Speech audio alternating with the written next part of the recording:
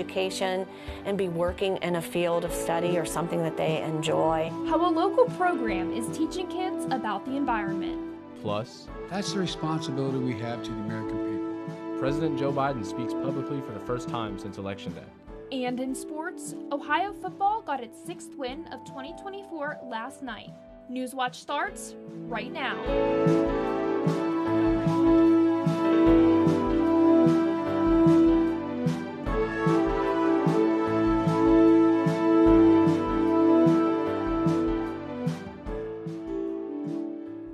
Good evening, I'm Ariel Teppert. And I'm Noah Cavan.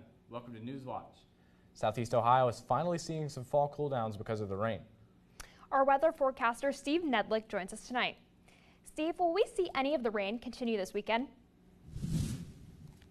Yeah, guys, we are going to see that rain continue this weekend, but for right now, we are going to have a little bit of a break on Friday and Saturday.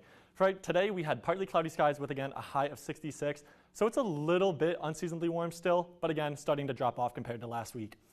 As you can see, overnight, our temperatures didn't really drop because we had so many clouds in the area that it really kept that heat in overnight, so that led to a pretty mild overnight temperature. Taking a look at our surface analysis map, we're going to see this high pressure system begin to set up and really clear out our clouds, and that's going to lead to a pretty beautiful Friday and Saturday before we see a little bit of rain return on Sunday. Currently, we have overcast skies and temperatures at 59 degrees, as temperatures are going to dip a little bit lower tonight because we have that high pressure in the area. It's going to clear out our skies. Tonight, we're going to have mostly clear skies with a low of 41 degrees, and again, that's because of those lack of clouds in the area. Looking into tomorrow, much of the same with a high of 66 and mostly sunny skies. Heading into the weekend, we're going to have temperatures sitting at 62 degrees, and Sunday, again, that rain is going to return due to that low pressure system in the area. Stay tuned for my full forecast next. An after-school program at Ohio University brings together children and college students to discuss big topics. Newswatch reporter Rosie Wong talked with people at last week's session to learn about what makes this program important for the next generation.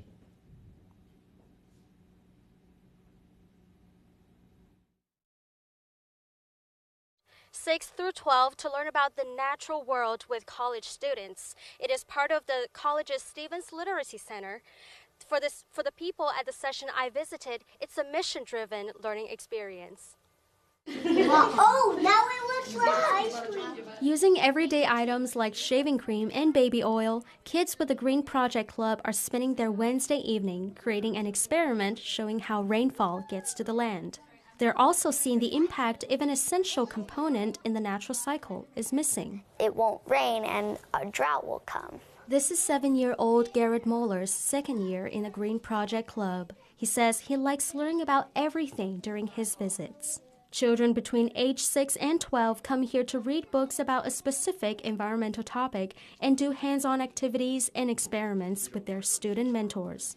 Molly Norman is one of those mentors. She's a junior majoring in integrated language arts and has been working with children almost every week since her freshman year. Molly says teaching children about climate change is a way to prepare them for the reality they will face in their future. So we want to create eco-warriors, which are kids who pledge to committing their lives to sustainable habits and connecting them with the nature, like at this young age, like studies show, help keep that attitude alive throughout the rest of their time. Molly says making a big topic easy for kids to understand at their level can help them learn about the issue and act upon it. The Green Project Club is a program at the Stevens Literacy Center at Ohio University's Patton College of Education. The center's director, Julie Francis, says the time the kids and college students spend together one evening a week goes beyond learning about the natural world. They look up to them as this could be me someday because they're modeling what it is to be in higher education and be working in a field of study or something that they enjoy. Layers of learning and growing, one experiment at a time. The Green Project Club takes place every Wednesday from 5 to 6 p.m. The last session of the semester is November 20th. Reporting for Newswatch, I'm Rosie Wong, live in Athens. Thanks, Rosie. Ohio continues to have some of the highest infant mortality rates in the country, even as rates declined over the last decade. Groundwork Ohio, a nonprofit advocating for Ohio kids, reports more than 7 out of every 1,000 children in the state die in infancy. In 2022, the CDC reported black children were almost twice as likely to die in infancy compared to white children. Ohio has one of the worst infant mortality rates in the country, coming in at 44 out of 50 states. Officials battled a brush fire in Muskingum County for more than 6 hours before putting it out. The fire burnt between 75 and 100 acres of land in Blue Rock Township. The fire started around 1:15 p.m. yesterday and was cleared at around 7:30 p.m.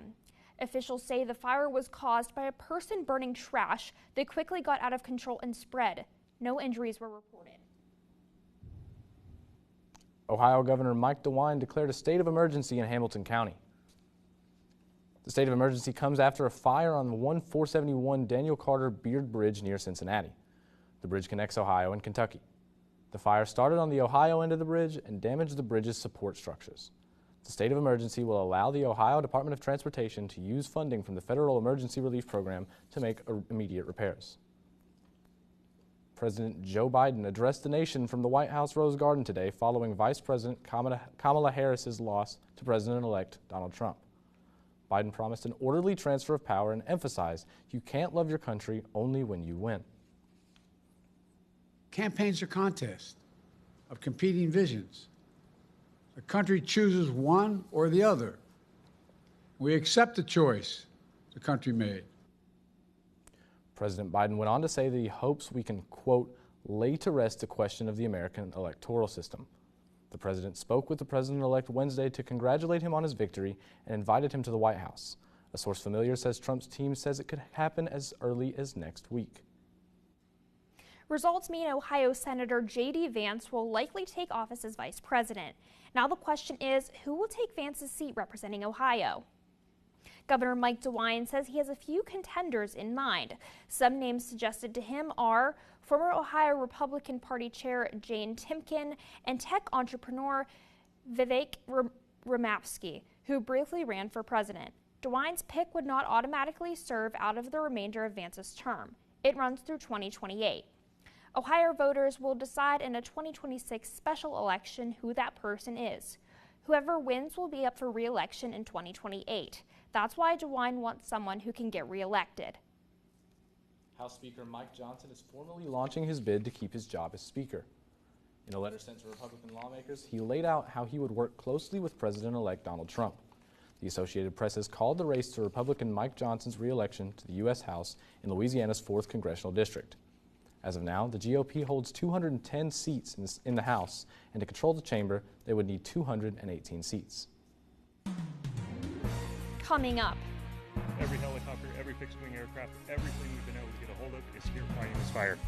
Wildfires are spreading across Southern California. What officials are doing to control the flames? And a new report says this 5-minute habit can lower your blood pressure. What you can do to stay healthy.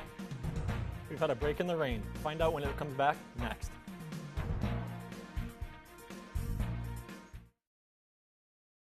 This year, Gridiron is back and better than ever with our 25th season. I'm your host, Haley Hollinger. And I'm your digital host, Donovan Barney. Throughout the week, make sure to tune into our Facebook, X, formerly Twitter, and YouTube for game preview segments on the pregame huddle. If you still can't get enough high school football, check out our Instagram and TikTok for more weekly content. And of course, we'll see you right here every Friday night at 11:30 p.m. because there's nothing better than Friday nights and Gridiron Glory. For more than 70 years, WOUB Public Media has been the place where people in our region turn to learn how stories of the past ignite the imagination of the future. It's where information, entertainment, and education work together to inform, enlighten, and inspire generations. It's the place where the community gathers to hear and see our world in new and innovative ways. WOUB, the public media you trust that's worthy of your support. This is you on the cusp of your next chapter. It's a passageway into something new. It just seeps into you. It's a groundbreaking moment. We can make it ours. We're coming out hot. We're starting here. It's definitely going to be a treat for their palate. What a story. She had the imagination of a genius. Each time I go up there, it's the sense of newness. 3, 2, 1. Showtime. We're all running, running, running. It's beautiful. Cherish every moment. Continue to laugh. We hope you'll join us. There is no going back. It's time for a new beginning.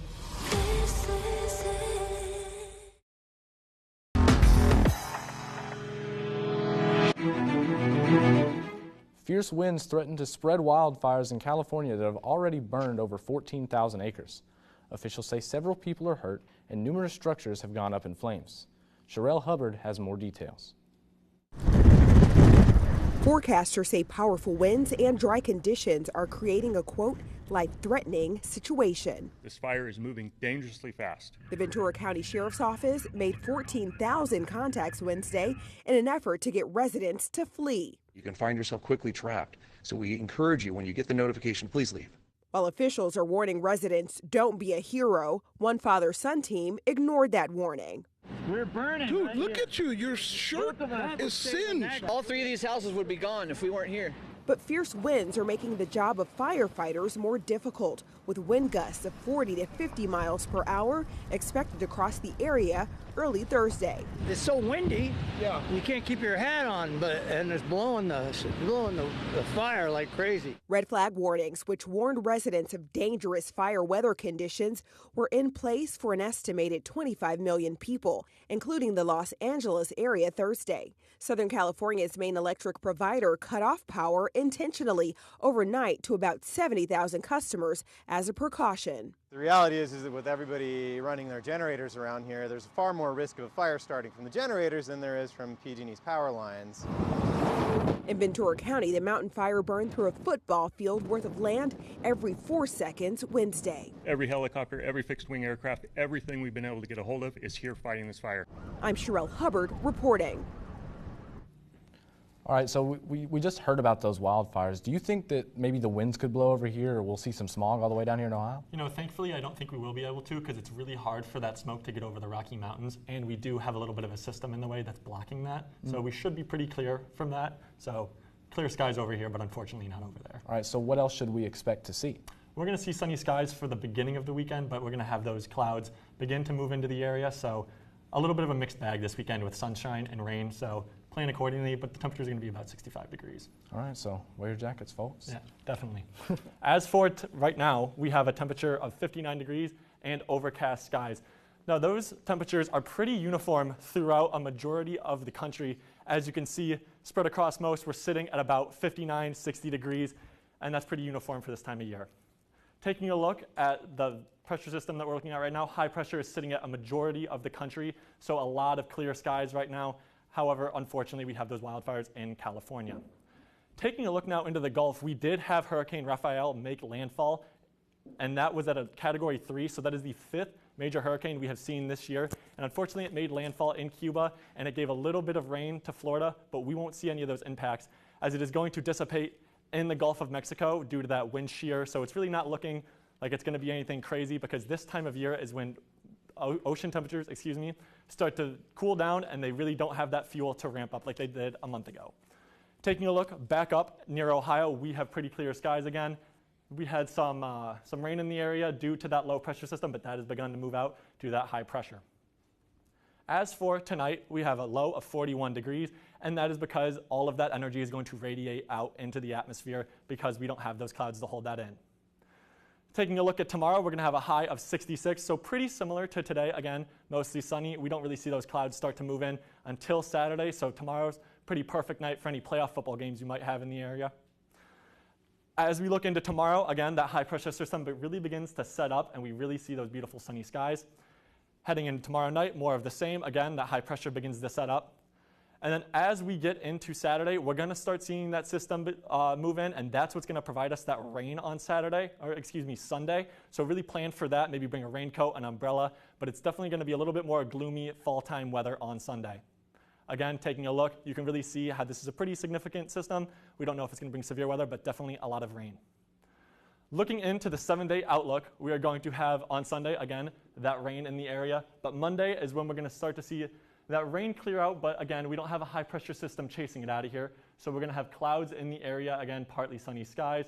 Those moderate temperatures that aren't really going to feel like fall this time of year, a little bit still kind of feeling like summer. And Wednesday and Thursday is when that rain begins to move back into the area. So again, if you have any plans Wednesday and Thursday, maybe some action going on, you might want to bring a jacket so that you can have that protection from that rain. So stay tuned for anything that's coming after that.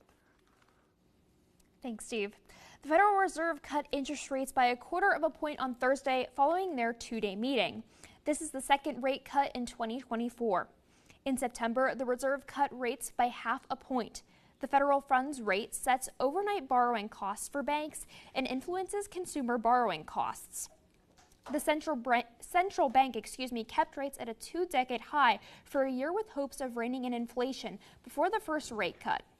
Inflation has been falling, but not as quickly as estimated. It hovers just above the Reserve's goal of a 2% annual rate. A new study by journal Circulation says that just 5 more minutes of exercise could lower your blood pressure. Data was tracked from nearly 15,000 people who were activity monitors and had their blood pressure taken throughout the study. Day-to-day activities were broken down into 6 categories: sleeping, time seated, slow walking, fast walking, standing, and exercise. They found that replacing time seated with exercise could have a positive health impact. Researchers noted that the study can only show an association and cannot guarantee results. Foodborne illnesses can lead to hospitalizations and even death. And every year in the U.S., an estimated 48 million people get sick from their food. In today's Health Minute, Mandy Gaither has the key steps to prevent food poisoning. Of the millions of Americans who get sick from foodborne illnesses every year, the CDC estimates 128,000 are hospitalized and 3,000 die. That just a small number of bacteria can actually cause illness. Dr. Sanjay Gupta says many of the foodborne illnesses making headlines lately are happening outside the home. He says whoever preps food needs to pay close attention to temperature and avoid the danger zone, which is between 40 and 140 degrees. So if you're getting cold food, it should be colder than 40 degrees. If you're getting warm food, it should be steaming hot, greater than 140 degrees. Do those things. That'll go a long way towards keeping you safe. The CDC says protecting against foodborne illness at home can be done with 4 simple steps. First, clean. That means washing your hands before, during, and after preparing food and after handling things like uncooked meat. You should also make sure utensils, cutting boards, and countertops are clean, and rinse fresh fruits and veggies under running water. The next step is separate. Keep raw meat, chicken and poultry, seafood and eggs away from other foods. Don't use the same cutting boards during food prep. Third, cook foods to the right temperature. Using a food thermometer is the only way to do that. Finally, chill. Refrigerate perishable food within 2 hours. For Health Minute, I'm Mandy Gaither. The CDC also says to never thaw food on the counter because that can cause bacteria to multiply. Instead, thaw it in the refrigerator, in cold water, or in the microwave. Next in sports, Ohio football got win number 6 last night at Kent State. Check out the highlights, hear from Anthony Tyus III, plus more when we come back.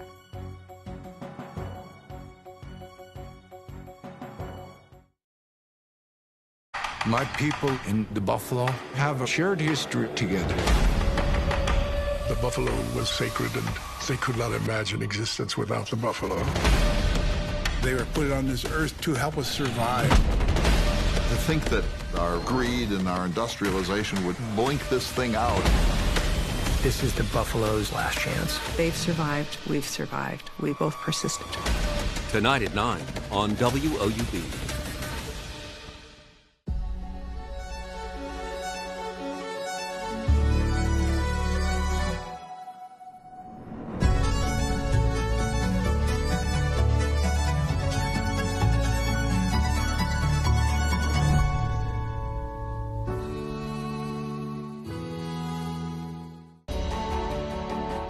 Thanks to viewers like you, we've been able to tell America's stories on this PBS station.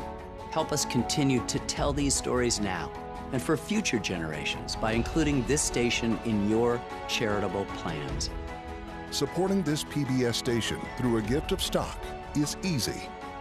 To find out more, call the number on your screen or visit this website. Thank you.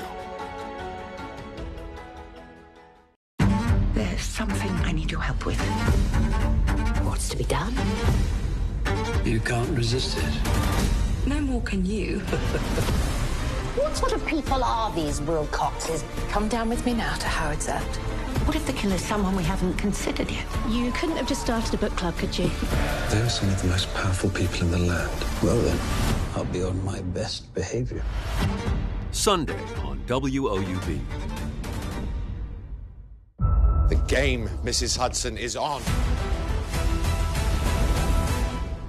Welcome to my world.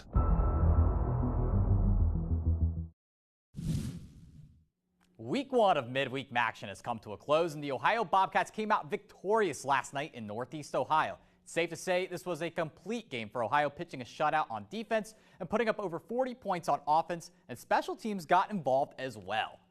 Dick's Stadium, last time Ohio was here, they fell in overtime to the Golden Flashes. First quarter, welcome back Anthony Tyus. Tyus was expected to be out multiple weeks, made an early return. He puts up Ohio early, 10-0 here. Fast forward, second quarter, Parker Navarro is going to keep it himself.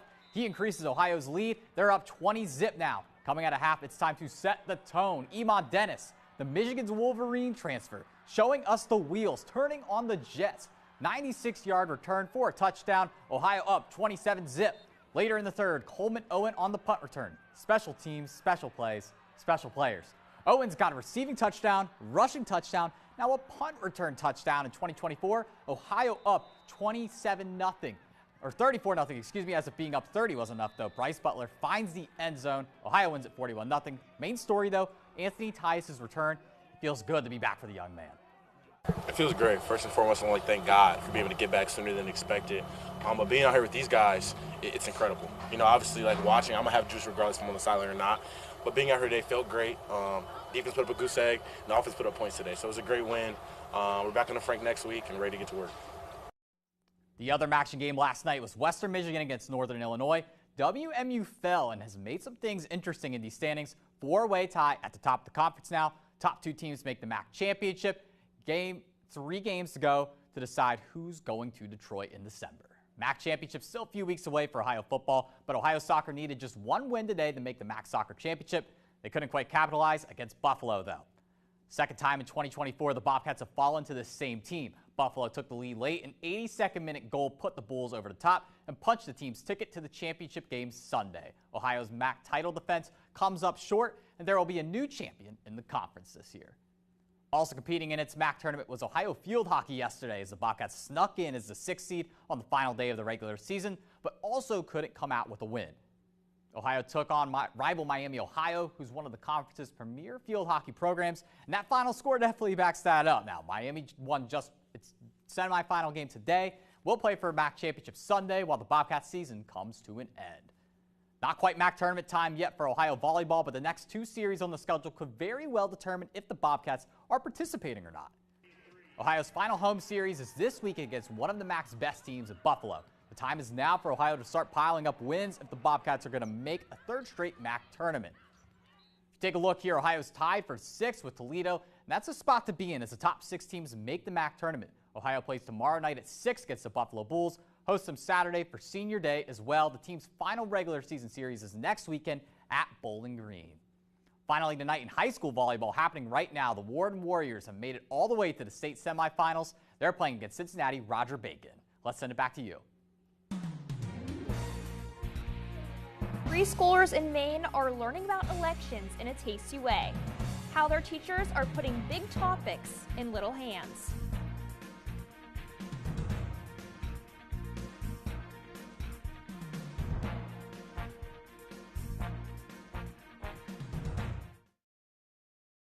An American experience.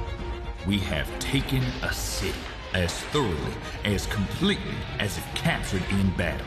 It was the only armed overthrow of an elected government. This was a coup based on the devaluation of African American citizenship. What Wilmington tells us is how fragile American democracy is. American Coup, Wilmington, 1898, on American Experience. Tuesday at 9 on WOUB. Our unit, 1st Battalion, 5th Marines, in a 5-month period, we had 17 Marines that were killed. I was trying to figure out, well, what could I do? I should do a carving of a battlefield cross. I need to do them for the rest of the families now. Being a Gold Star father, it's a club that no one wants to belong to. It means I got a big hole in my chest. This will keep people remembering these guys long after we're all gone. Monday at 10 on WOUB. Join us for Salute to Service 2024, hosted by Mickey Guyton and featuring performances by country music legend Craig Morgan, 9-time Grammy winner Christian McBride, and the fabulous singer-songwriter Aubrey Logan, all performing alongside active duty soldiers from the U.S. Army Field Band. We'll meet heroes from all 6 military branches and thank them for their sacrifice in this Veterans Day celebration. Friday at 9 on WOUB. Today's the day. You're home. It's a celebration. Here we go. No one can say I don't have accomplished daughters. We need more fun in our family. It's just like a real blessing. Look at this spread. That's good. Your heart gets so full that you think it's gonna burst.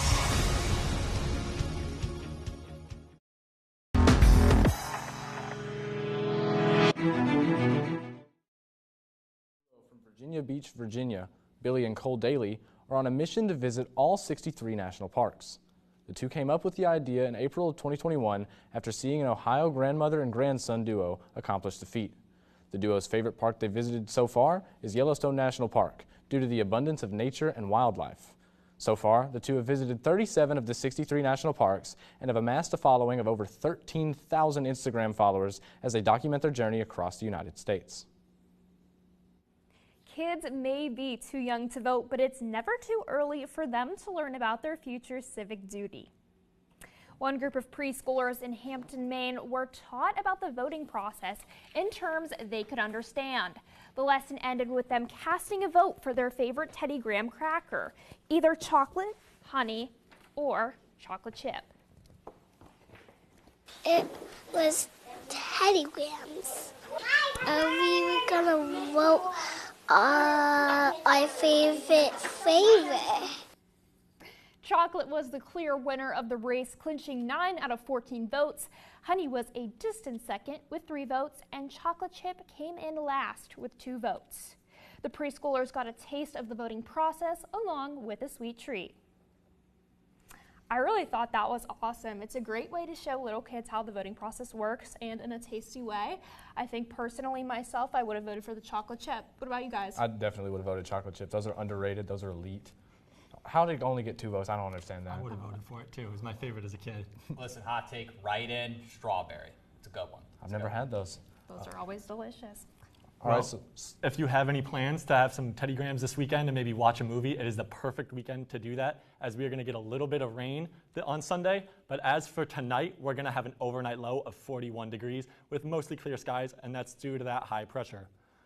On Sunday is when that rain shows up, and you can really plan on having a day in, and again, maybe throw on a movie. All right, well, that does it for our broadcast this evening. Thank you so much for watching. I'm Ariel Teppert. And I'm Noah Cavan. Stay tuned for the PBS NewsHour coming up next. Y'all have a great night.